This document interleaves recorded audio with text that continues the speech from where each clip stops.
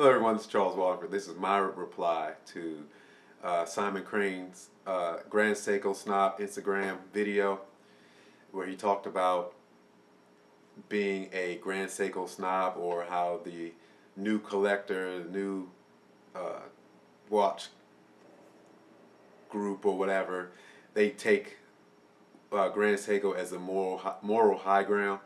And I really want to give my 2 cents on this one. So the question is, so make sure you watch Simon Crane's video, and also Stuart Lomas. Check out Stuart Lomas's reply to this Simon Crane video. Excuse me. Now, what I want to do, I want to talk about both videos. I want to talk about Simon Crane along with Mr. Lomas. Hey, good video, and welcome to the family and the fray. Believe it. All right. So, if you know me, if you're familiar with me, you know that you know what I'm going to choose. You know what I'm going to choose. You think the answer isn't necessarily going to be Rolex. It isn't necessarily going to be Grand Seiko. If you gave me $7,000 and you said, here, buy a Grand Seiko or buy a Rolex that's in that price range, which one would I buy? And I said not necessarily Grand Seiko or necessarily Rolex, but what I would want anybody to have the thought process is buy the best watch you can afford and the best watch that you like. Don't buy a watch everybody says it's good because everybody says it's good. That's the biggest problem. I was planning on doing a video on this. I may do a separate video on this. I truly believe, and I know I'm going to make people mad on this one, and I'm sorry, but it's the reality. Sorry, it's the reality. I truly believe individuals who buy Rolex Submariners, in particular, Rolex Submariners, or stay on Rolex, aren't watch collectors. That's the difference, and that's why I would make that is the determinant factor. If I buy a new contemporary Rolex Submariner, I stop being a watch collector. That's right. Is it a good buy? Absolutely. Resale value all day. You got it. Great resale value.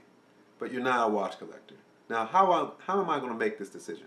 Because they're not watches you did a research on. Watch collectors research.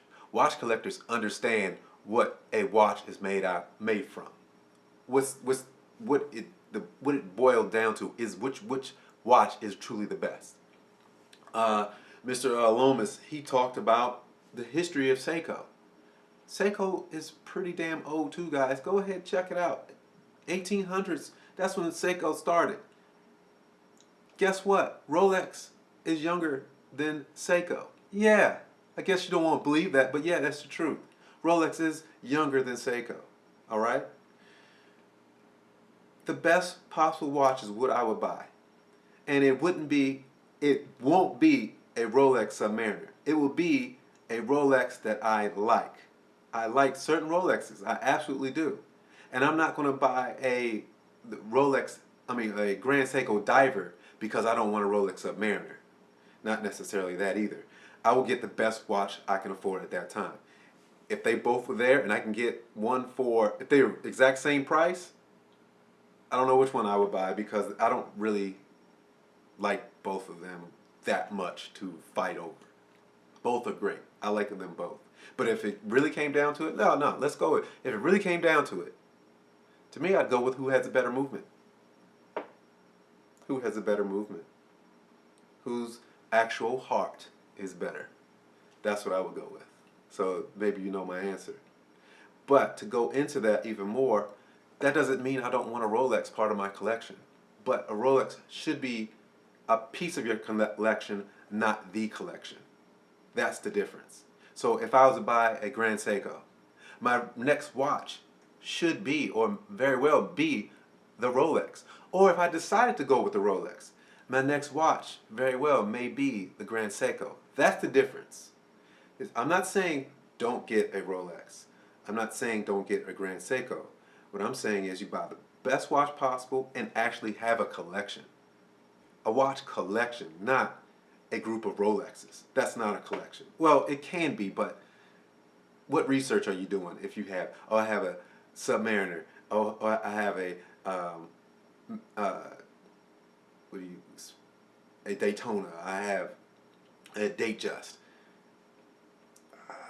What did you do? Now, don't get me wrong, and I don't want to go into a video I plan on doing another time. If you have a Submariner Redline, you have a Bubbleback, and you have a Zenith Daytona, okay, I take that back. You are a collector because you know what you're doing. But other than that,